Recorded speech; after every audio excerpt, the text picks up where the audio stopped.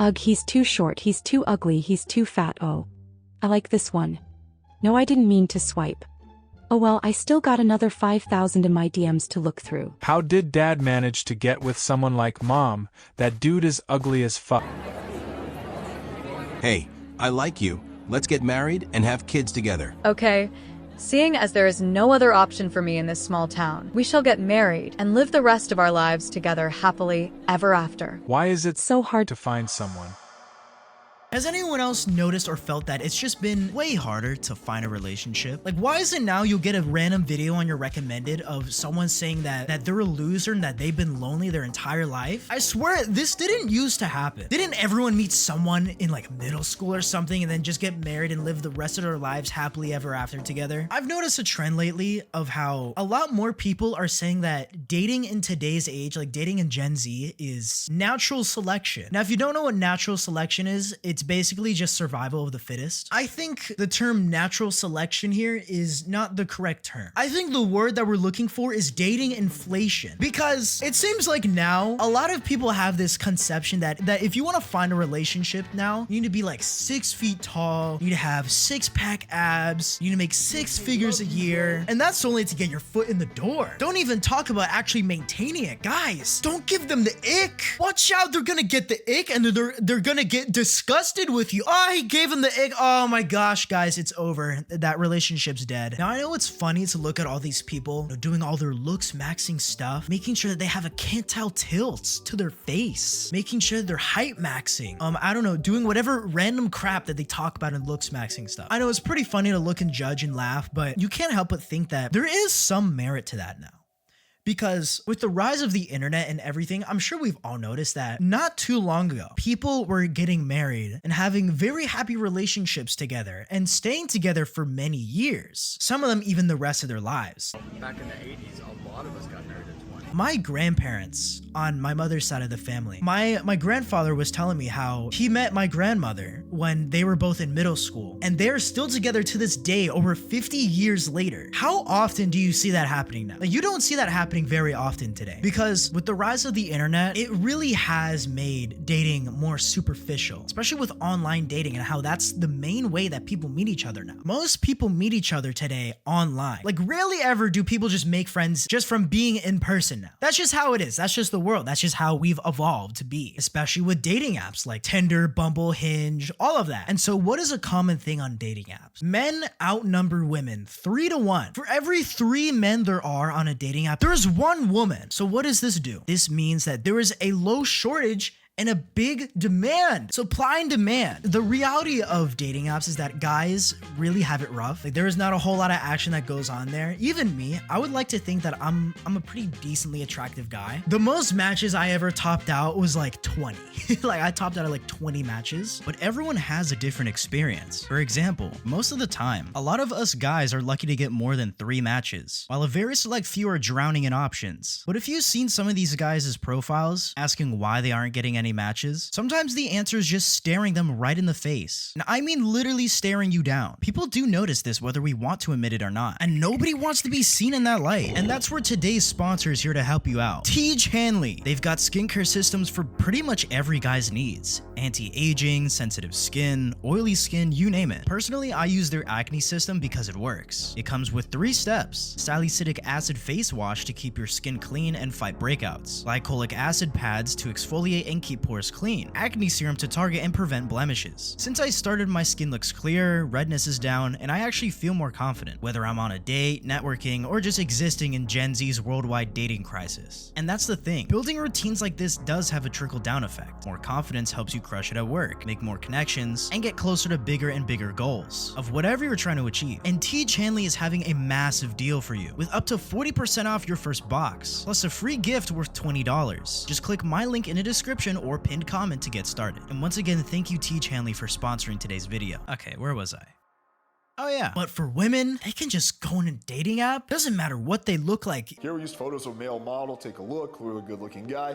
And here is a girl who's clearly not so good looking. So we wanted to see which one of these will get more Tinder matches. The male model got 112 likes in 24 hours. Pretty good. Let's compare it to the not so attractive girl. She got 474 likes in the same time span in the same city. You don't even have to be a girl. You can literally just be a full-on dude and then just label yourself as a female, and then your match is just 10x. On dating apps, if you have a vagina, then you're guaranteed to just fill out the like bar. It sounds so dumb when I say it, but this is true. There's been many There's been many experiments done on this exact thing to where it doesn't matter. It doesn't even matter the looks. Any girl can get more matches than any guy, even like the sexiest man alive. You could put him on a dating app. A girl who just puts, who just puts like an ugly selfie of themselves would just outnumber them. They'll beat it every single time. And so basically what this does, this gives a false impression to where so many men will hop on Tinder, get no matches, and completely destroy their self-esteem, thinking they're ugly. You know, there's this whole thing going around about how like, oh my gosh, male loneliness epidemic, guys. Is the male loneliness epidemic real? Well, as a certified man myself, I can definitely guarantee that it is real to some extent, because it's no coincidence now that this generation is the loneliest we've ever been. Like, more and more people now are more lonely. Like, less people are going out, making connections and having friends, especially most guys in their dating life now. Now, yes, I know that doesn't mean it's like that for everyone. I know, guys, I'm not dumb. Not every single guy is lonely. I know that. I know, guys, I know. Leave me alone. Be quiet. Silence. Do not disrespect the goon god. But anyways, now with women having more options than they've ever had, it's gotten to a point to where it's basically just a game of pick and choose whoever you want. Why did you cheat on me? I was ovulating. You don't know women. Yes, I know that women aren't the only ones that can cheat in relationships. Men are also very guilty of this too. There's even a whole saying about how men are only as loyal as their options. But I personally think it goes both ways now. Basically meaning if you're in a relationship and this is the only person that has ever shown you attention in your life, chances are you're gonna be a very loyal partner. However, when you can open your phone and it's a game of pick me, I think you can see where this is going. You can be the most loyal person ever. Those people do exist, yes. But all it takes is one weak moment from one party for everything to start crashing down. Let's go back, for example. So let's say back in the 80s, what were your dating options? Either a coworker or a longtime friend, or someone you met in school, or someone you met when you were in high school, or someone you met at church, someone that you met through a friend of a friend. Basically, if you lived in a small town or even a big town, your dating options were very limited. But now today, that's changed. To where, what time in history have you ever been able to just look in your DMs and see so many guys just lining up to give you attention? And it's to a point now to where you can just pick and choose. Like, oh, this guy's too short. This one's too tall. Oh, this one's the right height, but he doesn't make enough money. Oh, he's ugly. This one's out of shape. Ooh, I like this one. Let's see how it goes. He gave me the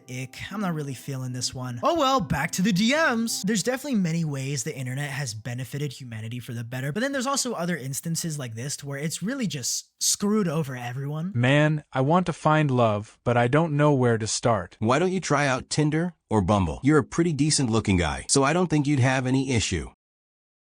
Wow, it's been a whole month and I still have 0 matches. I must be ugly then. Maybe I'm just meant to be alone. Whereas most guys, we do not have that as a luxury to us at all. Unless you're like super good looking, you make all this money. Oh, for fuck, you're super tall, you're in shape, and yeah, you know, you got all these options. But for most guys, it's definitely a challenge now because it's a very different landscape than what it's ever been. I kid you not. So I was talking to this girl once, and I'd like to think that I'm in pretty good shape. Like, I have abs. They aren't defined right now because I'm bulking, but they are there. But apparently, that's not enough anymore. You know, things were spicing up in those DMs, nothing crazy, but the conversation was drifting in that direction, and she wanted to see more. So I sent that photo, and I got blocked. Like, excuse me, wasn't this physique seen as one of the best in the world in the early 2000s? But then it hit me. Because everyone now is constantly being exposed to the best of the best online, it gives a false impression of what everyone's day-to-day looks like. Basically, what I'm saying is, because the algorithm promotes the extremes, like how on TikTok you'll see a random video of someone that most people wouldn't say is the most beautiful person in the world, just to scroll down and see the complete opposite, to where it becomes so normalized that people think this is just how everyone looks. The amount of attractive women versus the amount of attractive men per capita is embarrassing. My math isn't mathing, so where are all the men? Because they must be here. People would like to think that dating is very equal. You know, people date on their level. Like, for example, if let's say you're like a 6 out of 10 in terms of looks. See, I don't like describing people in that way in terms of just being a number, but it's the best way to understand it. I can say a number of what anyone is. Imagine someone who's 7 out of 10, a 10 out of 10, or a 1 out of 10. You immediately have a picture in your mind of what that looks like to you. So imagine someone who is a 6 out of 10. They would also get with someone who is also a 6 out of 10. But you see, society now with the internet and everything, it has gotten to a point where that is not the case anymore. That is not how it works. This is how bars and dating apps work, and this is how tight-knit communities work. People like each other more, especially women liking men. Guys typically have to date downwards, and women like to date upwards. And honestly, can you blame them? You know, if you had all these options, like guys, come on, let's be honest here. If you had all these options, let's say you had 100 people, and you got to choose whichever one you wanted to be your partner. Obviously, you're gonna go for the most attractive one with the best personality. Like, that's just how it is. That's just life. That's how the world works. Or also another term called hypergamy, meaning you go for your best option. That's why you see a lot of now. Why people get cheated on a lot now. Like, why cheating is so widespread today is because of this exact thing. It's because people have been given the option now to get with whoever they want. Women have more options than ever. So who's to say, you know, getting with this guy, it's like, yeah, you know, he treats me really good. This other person just hit me up and they're so much more attractive. That's what it's gotten to now. To whereas back in the day, I say back in the day, like 20 years ago, not even like 10 or 15 years ago, 20 years ago, this didn't happen as much. You didn't have hundreds of people lining up just to get your attention. This is why old people are in happy relationships, why they seem to be more happy and more satisfied than us, because they've gotten with one person that they liked. Every time they've had an argument, they didn't just separate immediately just on that. They worked things out together. They worked it out, worked out their differences, and their bond grew stronger. That is not very common now in most relationships. Most relationships, not all relationships, but most relationships now, whenever there's something that goes wrong, people just separate immediately. Like, okay, I don't like you anymore. Fine, so be it. It's also a double-edged sword too, because most old people are not familiar with how to use the internet. It's kind of like a natural guard against it. It's like they don't know how to use the internet, so they don't know how to get on Tinder and then see all these options. So boom, they are locked in. They love their husband and wife and they're together forever. Kind of sad how that's like actually the reality. Because of all this, you see the rise of all these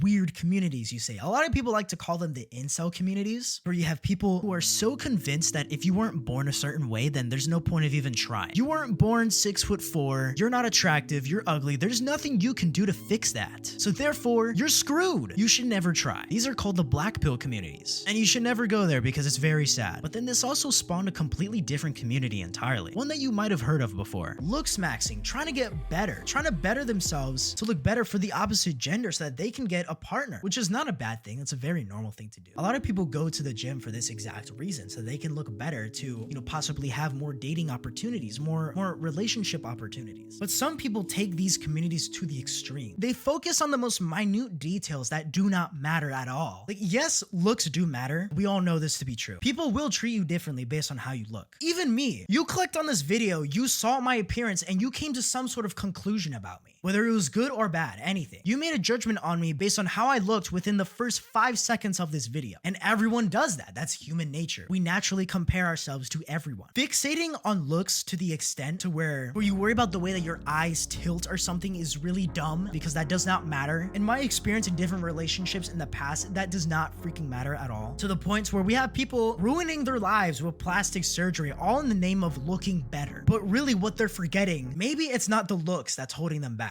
Maybe it's just their personality. Do some people ever think for a second that maybe they just suck to talk to? Looks can get you in the door, but if you're like talking to a brick wall, then it's only gonna last for so long. But despite everything I've said, dating is not over. It's definitely not dead. A lot of people think now that dating is just over, that it's dead, is that only survival of the fittest, only the people that are the most attractive, 6 feet tall, 6 figures, 6 inches in a different area, you know where, that's the only way to get a relationship now. But that is just not true. I myself am a short dude by most people's standards. Like, I am not tall at all. I am a whopping 5'6", 5'7" with certain shoes on, actually. I know, guys, I'm so tall. I could have very easily easily fell into this mentality of I'm not good enough, therefore I will never be good enough, and there's nothing that I can do to better myself, to give myself better odds. But I didn't do that. When you're an adult, nobody's gonna come and save you. Nobody cares enough about you to come and fix your problems, because everyone has their own issues that they're dealing with. So therefore, it is up to you to pick yourself back up and try again. Yes, in a lot of ways, the internet and online has benefited us overall in terms of access to information and education. But one common consensus that most people have come to is that the internet has overall screwed a lot of people over when it comes to dating, especially for the average man. But there's always one thing I see people miss most commonly, and that's the fact that most people are not ugly or screwed, you could say, with very few exceptions. All it takes is just a little bit of effort in the areas that matter the most, especially in your appearance. Take this video for example. Here's a guy that most people would say is average looking. You know, typical dating life of someone in the modern day, where he hadn't been on a date in over 5 years and had never really approached anyone. But all it took for him was a good haircut, a change of clothes. It's gonna be for more like a night out scene though.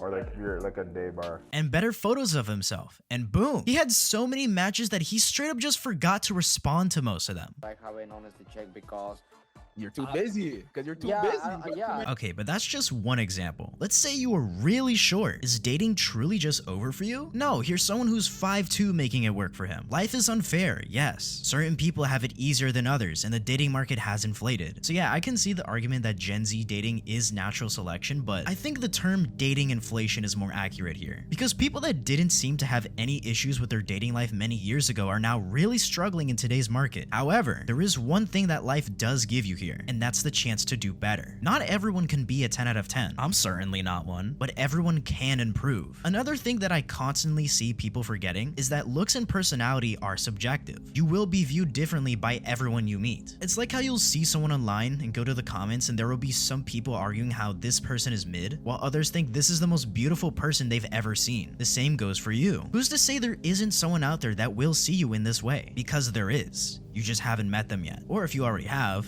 then congratulations. Now, if you're someone that is completely against dating apps, then that's perfectly fine. You don't need to use them. What I'm getting at here is it's possible to use dating apps as a way to help your dating life or make it more convenient when done the correct way, but you don't need to use them. Relationships work the best when you're with someone who has the same interests as you. Well, duh. And there are many different ways you can meet new people with those same interests as you. I don't know, let's say you're a big D&D nerd. There are places that host events for that all the time. Or maybe you want a more aesthetic coffee shop vibe. There are plenty of those places with people you could strike up a conversation with. Or you could go to conventions. There's plenty of people there that are passionate about whatever that one thing is. And also a great place to make new friends. Or maybe you could strike up a conversation with someone. Heck, you could even look up speed dating events in your town. But the biggest problem that people are having is that they don't try. You can sit there and take in all the advice in the world, but if you just don't do anything with it, then nothing is going to change. There's a different way to this that people are just not talking about. Life is like a game. You can either sit there and complain about it, or you can play the game and win. You can actually take the time to improve yourself, learn new skills, learn better social skills, get better at talking to people, make yourself more attractive, find out different ways to style your hair, lose body fat. Oh, look, all of a sudden now you're more attractive. People want to date you now. But there is so much nihilism now to where people do not see that. They just think, I wasn't born a certain way, so therefore I have no chance and I will never change. That is just not true. Or you could also just have a lot of money